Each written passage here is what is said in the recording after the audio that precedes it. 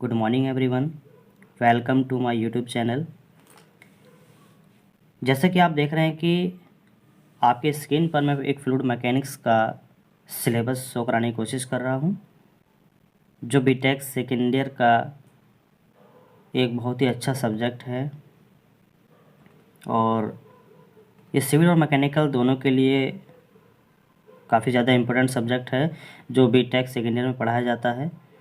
और अभी जो इसका एग्ज़ाम होने वाला है तो हमारे पास अब ज़्यादा टाइम नहीं है। उसी को देखते हुए हम इस सिलेबस में ये 5 यूनिट दी हुई हैं। इसी में से हम उन टॉपिक्स को कवर करेंगे जो एग्ज़ाम में सबसे ज़्यादा पूछे जाते हैं, जो एग्ज़ाम में आज तक सबसे ज़्यादा पूछे गए हैं।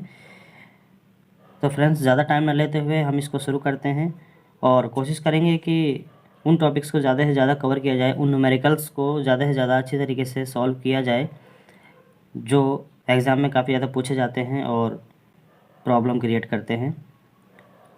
तो शुरू करते हैं फ्रेंड्स आज का first unit fluid mechanics subject का। तो फ्लूइड मैकेनिक्स का फर्स्ट टॉपिक आता है प्रॉपर्टी ऑफ फ्लूइड। तो प्रॉपर्टी ऑफ फ्लूइड यहाँ से सबसे ज़्यादा इस यूनिट से, इस टॉपिक से क्वेश्चंस पूछे जाते हैं और ये टॉपिक कभी भी ऐसा नहीं हुआ है कि एग्ज़ाम में ना पूछा गया हो। तो फ्रेंड्स, इसको ध्यान से देखिएगा। प्रॉपर्टी ऑफ फ्लूइड में क्या क्या आता है और हम क्या क्या इसमें पढ़ते हैं।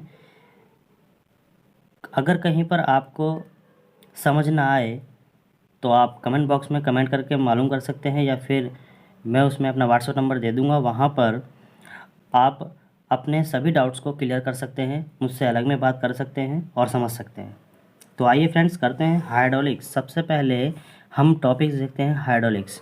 ये हाइड्रोलिक्स वर्ड ग्रीक वर्ड से लिया गया है और ग्रीक वर्ड है हुडोर। हुडोर एक ग्रीक वर्ड है जिसका मीनिंग होता है वाटर, और वाटर से रिलेट है हाइड्रोलिक्स। तो इस हाइड्रोलिक्स को वाटर से रिलेट किया गया है और ये वर्ड जो ग्रीक वर्ड था हुडोर, ये उससे लिया गया है। तो इस आइए डेफिनेशन देख लेते हैं। It is that branch of engineering science which deals with water at rest और इन मोशन। ये हाइड्रोलिक्स जो है इंजीनियरिंग साइंस की एक ब्रांच है जो डील्स करता है वाटर के साथ, और वाटर कैसा हो, या तो वो रेस्ट में होगा या फिर मोशन में होगा। आगे देखते हैं फ्लूइड मैकेनिक्स। फ्लूइड मैकेनिक्स को हम ये देखते हैं, डिफाइन करते हैं कि branch of engineering science which deals with the behaviour of fluid under the conditions of rest and motion.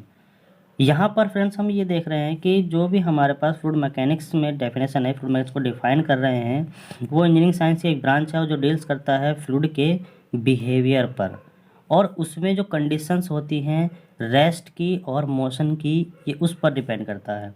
तो हमने देखा कि हाइड्रोलिक्स जो है वो वाटर के साथ डील कर रहा है और कंडीशंस है उसकी रेस्ट और मोशन में, और फ्लूइड मैकेनिक्स जो है फ्लूइड के बिहेवियर पर डिपेंड करता है, फ्लूइड के बिहेवियर के साथ डील करता है, और जो उसकी कंडीशंस होती हैं रेस्ट की और मोशन की, उनके साथ ये डील करता है, उनकी कंडीशंस पर डील करता है।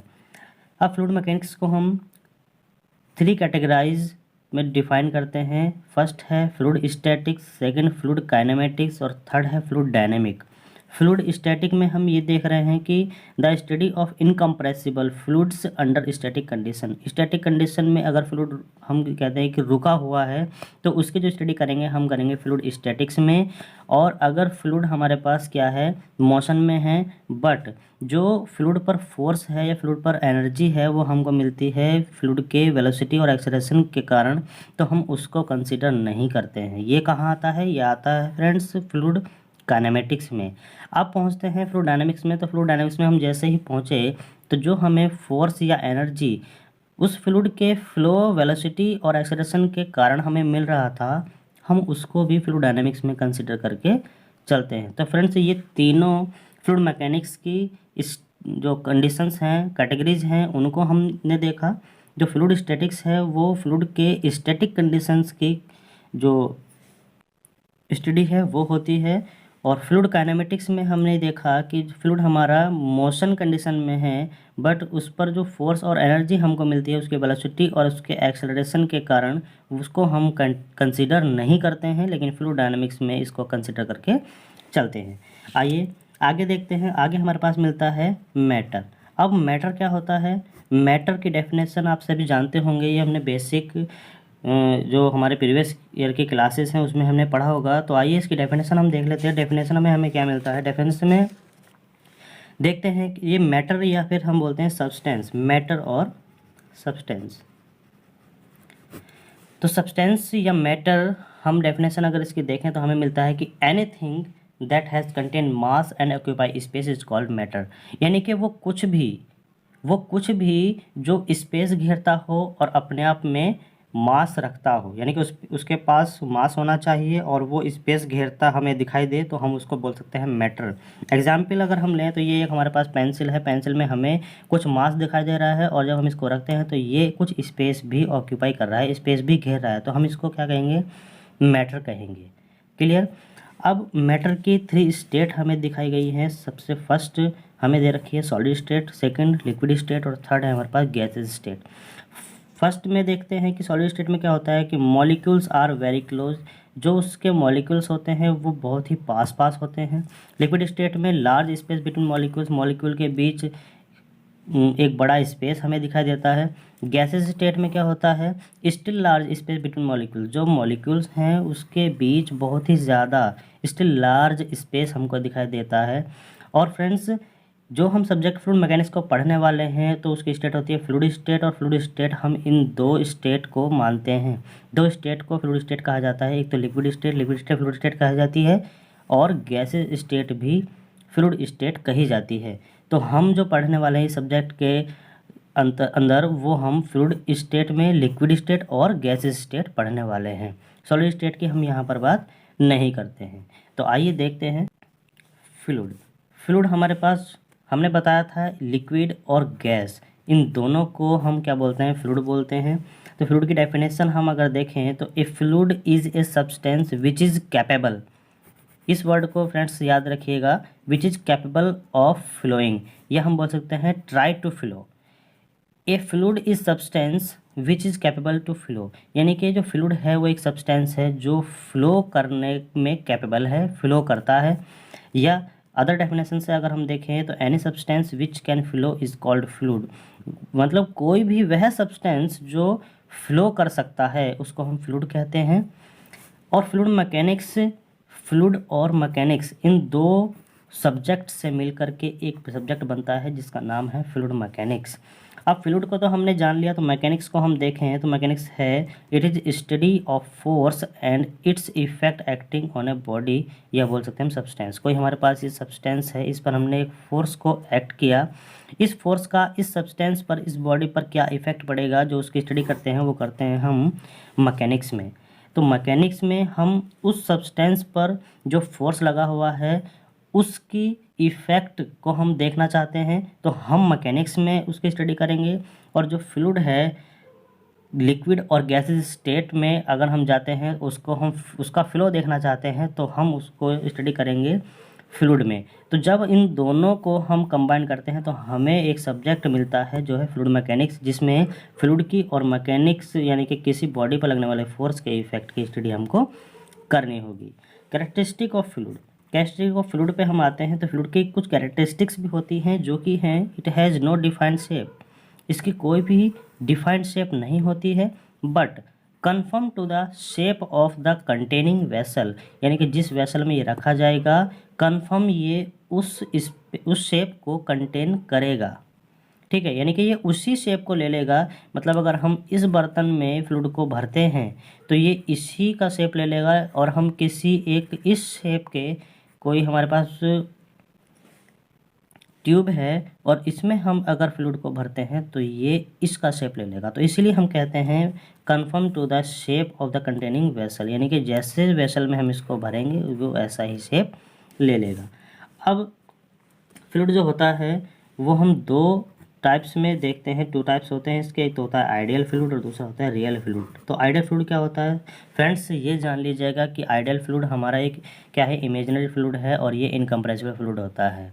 और हम इसको बोलते हैं कि ideal fluid does not exist in nature. यानी कि जो आइडियल फ्लूइड है वो हमारे नेचर में एग्जिस्ट नहीं करता है और ये एक इमेजिनरी फ्लूइड हम इसको मानते हैं, ये इनकम्प्रेसिबल फ्लूइड होता है। An ideal fluid is one which has no viscosity, इसमें कोई विस्कोसिटी नहीं होती, यानी कि विस्कोसिटी की वैल्यू कितनी रखी जाती है आइडियल फ्लूइड के लिए 0, और आइडियल फ्लूइड के लिए ही सरफेस टेंशन की वैल्यू भी हम 0 ही रखते हैं। सेकेंड हमारे पास आता है रियल फ्लूइड। तो रियल फ्लूइड में फ्रेंड्स हम देख रहे हैं कि a real fluid is a practical fluid, ये एक प्रैक्टिकल फ्लूइड होता है जो हमें मतलब जो हमारे नेचर में एग्जिस्ट करता है, हम उसको रियल फ्लूइड बोलते हैं। इसमें क्या होता है, विच है विस्कोसिटी, विस्कोसिटी को रखता है, सरफेस टेंशन भी इसमें होती है और कंप्रेसिबिलिटी में हमें इसमें मिल जाती है। क्लियर। नेक्स्ट में हम देख रहे हैं कि some important properties of water. जो वाटर है उसकी प्रॉपर्टीज़ क्या होती है, कुछ प्रॉपर्टीज़ हैं जहाँ से 100% क्वेश्चंस आता ही आता है। तो फ्रेंड्स ये अच्छी तरीके से देख लीजिएगा, थ्योरेटिकल क्वेश्चन भी यहाँ पे डाल देता है और न्यूमेरिकल क्वेश्चंस भी यहाँ पर आते ही आते हैं। तो सबसे फर्स्ट आता है हमारे पास मास डेंसिटी, और मास डेंसिटी को हम डेंसिटी या फिर स्पेसिफिक मास भी बोलते हैं। इसका फॉर्मूला क्या होता है, जो डेफिनेशन से हमें मिल जाता है, मास पर यूनिट वॉल्यूम। मास पर यूनिट वॉल्यूम अगर हम कर दें, यानी कि कोई हमारे पास फ्लूइड है उसका मास और जिस वॉल्यूम के वेसल्स में वह कंटेन रखा हुआ है उसका जो वॉल्यूम है, अगर दोनों को हम रेशो करें तो हमारे पास जो बन जाता है वो बन जाता है डेंसिटी, जिसको हम बोलते हैं स्पेसिफिक मास या फिर मास डेंसिटी। तो हम इसको रो से डिफाइन करते हैं, रो से हम इसको डिनोट कर देते हैं, और मास अपॉन वॉल्यूम हम इसको डेफिनेशन से फॉर्मूला मिल जाता है, तो m अपॉन वी हो जाएगा। मास जहाँ पर क्या है, फ्लूइड का मास होता है m, और v जो है वो होता है फ्लूइड का वॉल्यूम। तो इसके यूनिट हम देख रहे हैं, तो मास को हम लिखते हैं किलोग्राम में, जो SI यूनिट होती है, और जो वॉल्यूम है उसको हम मीटर क्यूब में लिखते हैं। तो यूनिट हमारे पास क्या बन के आ गई, किलोग्राम पर मीटर क्यूब। और इसकी डायमेंशंस फार्मूला अगर हम देखते हैं तो डायमेंशन फार्मूला हमारे पास ये हो जाता है, इसको फ्रेंड्स याद रखिएगा। क्लियर। नेक्स्ट हमारे पास आता है वेट डेंसिटी। अब वेट डेंसिटी को हम देखते हैं, वेट डेंसिटी को हम एक सेकंड नाम से भी जानते हैं, वो होता है हमारे पास स्पेसिफिक वेट। यानी कि फ्रेंड्स आपको अगर ध्यान हो तो आपने देखा होगा कि बुक में ये सभी नाम इसके दिए हुए होते हैं, तो इनको ध्यान से देखिएगा कि किसको हम किस दूसरे नाम से भी जान सकते हैं, क्योंकि वो ये भी दे सकता है कि इस नाम को ना दे करके इस नाम को उसमें डाल दे क्वेश्चन पेपर में। तो हम आप ये ना सोचिएगा कि वेट डेंसिटी कुछ और है और स्पेसिफिक वेट कुछ और होता है, दोनों ही सेम होते हैं, बस इनके नाम जो हैं अलग अलग दिए हुए हैं, लेकिन दोनों होते ही सेम हैं। तो इसकी डेफिनेशन क्या होती है, ये होता है वेट पर यूनिट वॉल्यूम। यानी अगर हम वेट को वॉल्यूम, जो हमारे पास वेट है उसको हम वॉल्यूम से डिवाइड कर दें तो हमारे पास वेट डेंसिटी या स्पेसिफिक वेट निकल के आ जाता है। और इसको हम डिनोट करते हैं स्मॉल w से, स्मॉल w से इसको हम डिनोट करते हैं, तो हमारे पास w अपन v आ जाता है, और w को हम क्या लिख सकते हैं, mg हम लिख सकते हैं। और जो हमारा डेंसिटी होती है हमने अभी पीछे निकाला था यहाँ पर, तो जो डेंसिटी होती है, डेंसिटी हमारे पास क्या होती है, मास अपॉन वॉल्यूम होता है। तो मास अपॉन वॉल्यूम यहाँ रख देंगे, और यहाँ से हमें जो मास मिलता है वो मिलता है हमें रो इंटू वी। अब इस मास के जगह पर अगर हम रो इंटू वी को रख दें तो हमारे ये हो जाता है कि वॉल्यूम से वॉल्यूम कैंसिल आउट, और W इक्वल टू हमारे पास आ जाता है रो जी। तो जो स्पेसिफिक वेट होता है वो रो जी के इक्वल होता है, जहाँ पर रो क्या है, फ्लूइड की डेंसिटी होती है, और जी क्या है, ग्रेविटी का जो एक्सेलरेशन है वो हमें दिया हुआ होता है। यूनिट की बात करते हैं तो यूनिट हमारे पास आ जाती है, जो इसकी यूनिट होती है किलोग्राम पर मीटर क्यूब। डेंसिटी की यूनिट हम पीछे देख चुके हैं, और जो जी है एक्सेलरेशन की यूनिट होती है मीटर पर सेकंड स्क्वायर।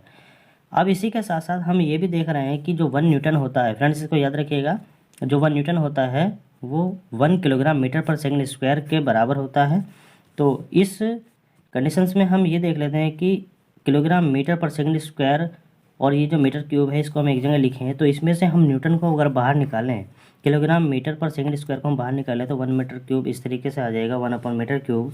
तो जब इससे हम फार्मूला बनाते हैं तो ये हो जाता है न्यूटन, और न्यूटन पर मीटर क्यूब भी इसका फार्मूला हो जाता है। ये किसका होता है, स्पेसिफिक वेट का स्पेसिफिक वेट की यूनिट होती है। ठीक, तो हम ये जान सकते हैं कि जो हमारा W होता है वो होता है न्यूटन में, और जो हमारा मीटर क्यूब होता है वो होता है वॉल्यूम में। क्लियर है। आगे चलते हैं, आगे होता है हमारे पास एक कैटेगरी और आती है जिसको बोलते हैं स्पेसिफिक वॉल्यूम। स्पेसिफिक वॉल्यूम क्या होता है, volume per unit mass of fluid.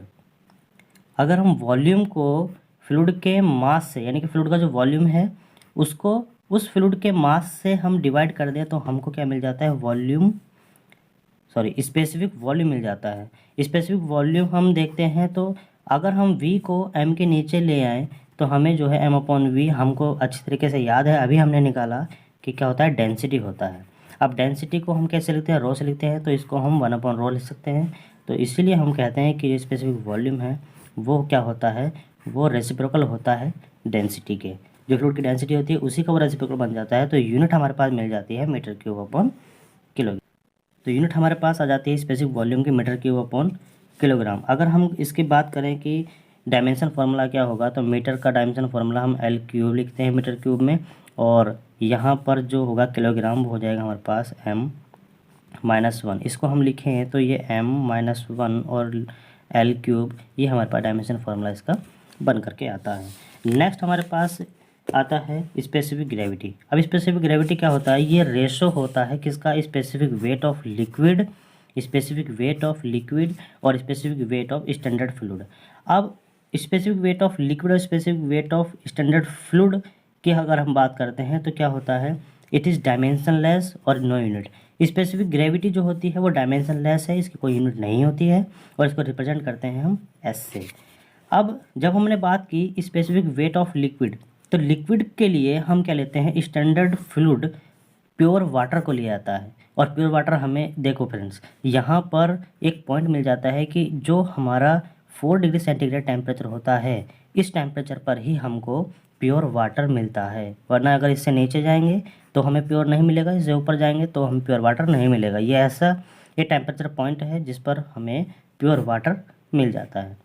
तो लिक्विड के लिए अगर हम देखें तो फार्मूला हमारे पास होगा स्पेसिफिक वेट ऑफ लिक्विड और specific weight of standard fluid, यानी कि वाटर। तो लिक्विड के लिए हम स्टैंडर्ड फ्लूइड वाटर को लेंगे, और किस टेम्परेचर पर लेंगे, 4 डिग्री सेंटीग्रेड पर।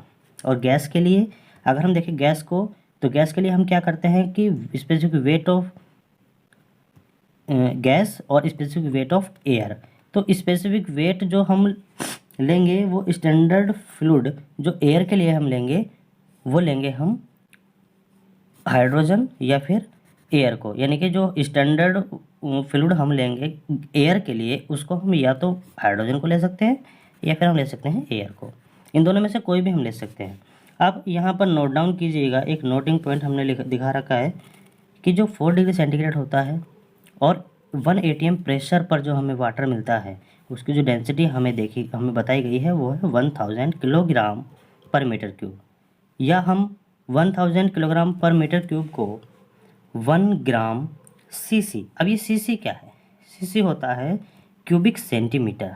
ठीक है, क्यूबिक सेंटीमीटर आपने देखा होगा कि जो भी हमारे पास बाइक होती है वो 100 सीसी, ठीक है, 120 सीसी, इस तरीके से वहाँ पर लिखा होता है। तो ये सिलेंडर का रेशो होता है, सिलेंडर की डायमेंशंस होती है क्यूबिक रेशो में, ठीक है, क्यूबिक सेंटीमीटर हम बोल सकते हैं। तो ये जी होता है ग्राम और ये होता है सीसी क्यूबिक सेंटीमीटर, तो हम इसको लिख सकते हैं। तो इवन से याद रखिएगा, ये न्यूमेरिकल्स में काफ़ी हेल्प करता है। जो हमारा वाटर की डेंसिटी होती है वो 1000 होती है और उसकी यूनिट होती है किलोग्राम पर मीटर क्यूब, और ये किस टेम्परेचर पर हमें मिलती है, 4 डिग्री टेम्परेचर पर और 1 atm प्रेशर पर हमें मिल जाती है। क्लियर है फ्रेंड्स? अगर आपको यहाँ पर कोई डाउट्स हो तो आप कमेंट सेक्शन में कमेंट करके मालूम कर सकते हैं, या फिर मैं डिस्क्रिप्शन में अपना व्हाट्सअप नंबर दे दूँगा, वहाँ पर आप पर्सनली मुझसे बात कर सकते हैं। कोई भी अगर आपको प्रॉब्लम हो वहाँ पर आप बिना किसी प्रॉब्लम के आप बेझिझक तरीके से आप मालूम कर सकते हैं। अब देखिएगा फ्रेंड्स, हम इसको ये देखना चाहते हैं कि जो हमारा न्यूटन किलोग्राम पर मीटर क्यूब डेंसिटी की हमारे पास यूनिट थी, तो इससे रिलेटेड हमारे पास कुछ न्यूमेरिकल्स भी है जिसको हम करने के प्रयास करेंगे। तो यहाँ पर क्या कह रहा है, इस न्यूमेरिकल्स को ध्यान से देखिएगा। ओके फ्रेंड्स, न्यूमेरिकल काफ़ी आसान होते हैं अगर आपको फार्मूला और जो उसके यूनिट्स है उसको सही तरीके से आपने रीड किया हुआ है, तो जो न्यूमेरिकल होता है वो बहुत ही आसान हो जाता है। तो आइए पढ़ते हैं, न्यूमेरिकल्स को आराम से पढ़िएगा, तभी आपको न्यूमेरिकल्स की जो भाषा है वो ठीक तरीके से समझ में आती है, जो उसकी लैंग्वेज है उसको आप सही तरीके से समझ पाते हो और न्यूमेरिकल करना आसान हो जाता है। तो फ्रेंड्स हम इसको देखते हैं।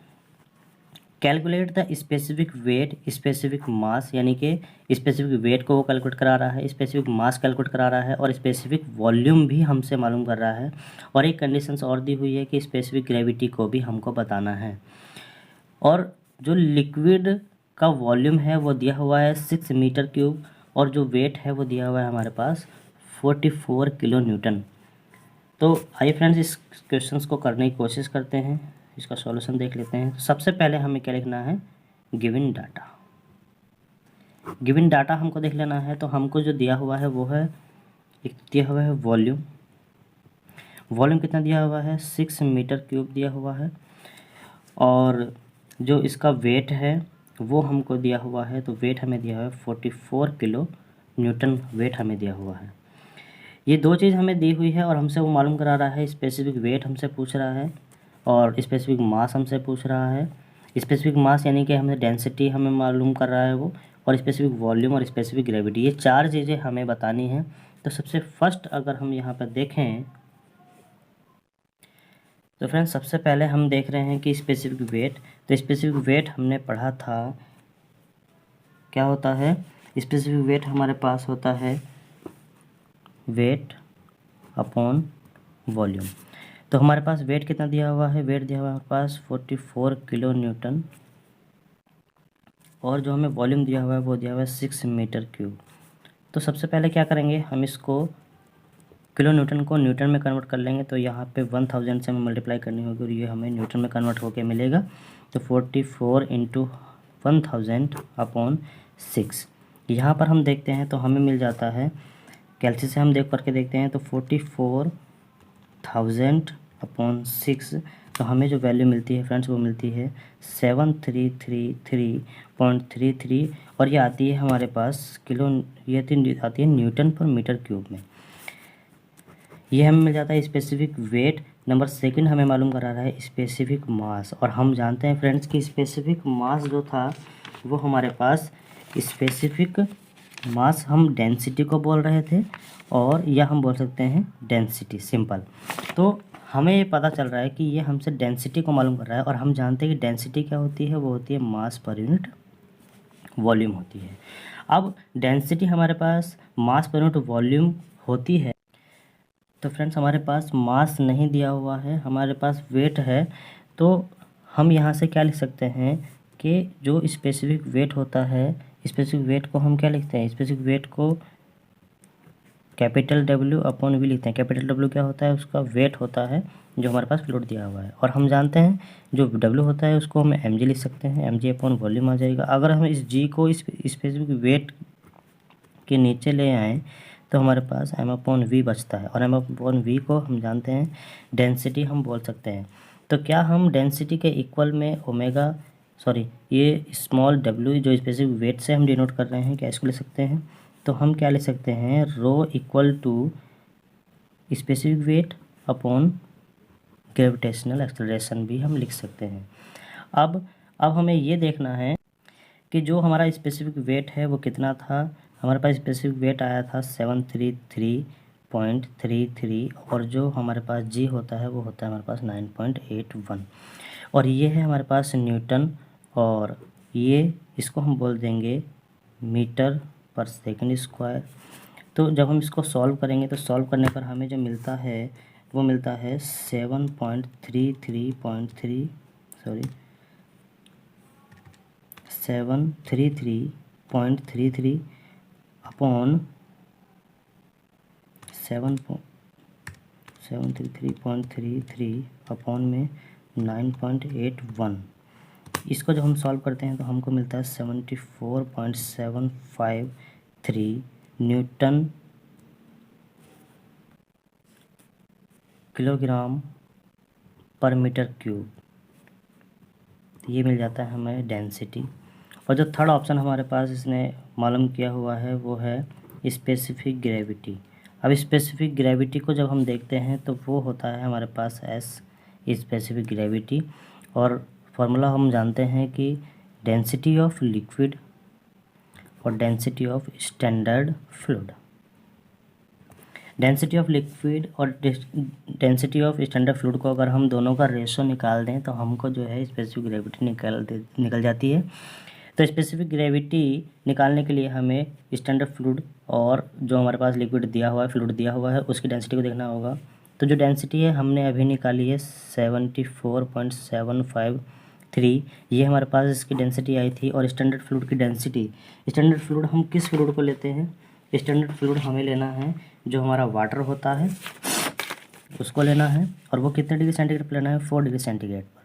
तो जो इसकी डेंसिटी लेनी है वो कितनी है? 1000। तो हम यहाँ पर 1000 लेंगे, 1000। इसको हम जब सॉल्व करेंगे तो हमारे पास ये आंसर था, और 1000 इसको डिवाइड करेंगे तो हमारे पास आता है 0.074। ठीक, और हमें पहले ही पता है कि ये जो यूनिट होती है इसकी, वो ये जो हमें पहले से ही पता है कि जो स्पेसिफिक ग्रेविटी होती है वो डायमेंशन लेस होती है। तो यहाँ पर ये आंसर आ जाएगा। नेक्स्ट क्वेश्चंस जब हम करेंगे तो हम इसको अच्छी तरीके से ध्यान में रखेंगे कि हमको क्या चाहिए, क्या यूनिट्स होती हैं, उनको फ्रेंड्स इसी तरीके से रीड कर लेना, क्योंकि इसकी ज़्यादा से ज़्यादा हमें ज़रूरत पड़ती है। तो नेक्स्ट टॉपिक हम देखेंगे विस्कोसिटी। तो फ्रेंड्स आज के लिए इतना ही, और कोशिश करेंगे कि जो हमारा टाइम लग रहा है उस टाइम को हम कम करें और ज़्यादा से ज़्यादा सिलेबस हम उसको आगे बढ़ाएं। तो आज का टॉपिक हम यहीं पर ख़त्म करते हैं। Thanks for watching.